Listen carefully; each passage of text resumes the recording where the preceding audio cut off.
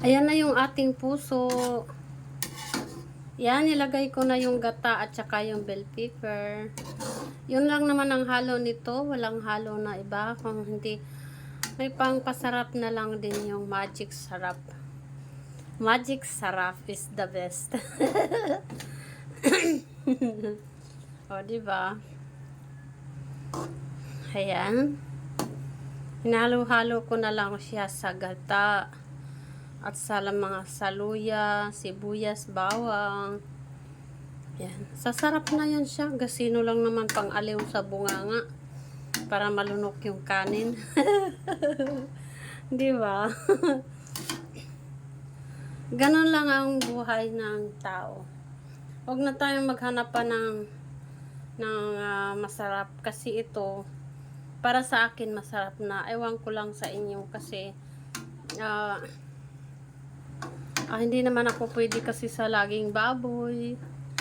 Yung, alam niyo naman yung fish is, pag ikaw ay allergy, yung fish is bawal. So, dito sa atin, sa Maynila, alam niyo naman na wala nang maasahan dito na fresh, na tulad ng isda ng probinsya. Sa probinsya kasi, pagkahuli, binibinta na nila agad yun. Kasi, pakunti-kunti naman ang mga palaisdaan yon. Hindi siya tulad dito na pangmalakihan talaga. Pagkahuli noon, nilagay na nila agad sa isang styrofoam na may nakatambak na yellow. So, pagdating dito sa Maynila, kaya masabi mong presko kasi yung katawan presko pa talaga siya tingnan. Kaya ang sa probinsya kasi pwedeng okay lang na kumain ako doon kaysa yung dito. Presko nga tingnan pero hindi na yun fresh pag dito na isda.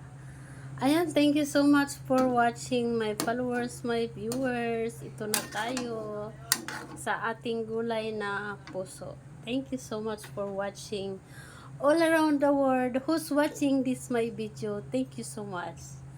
Thank you. Bye-bye my followers, my viewers.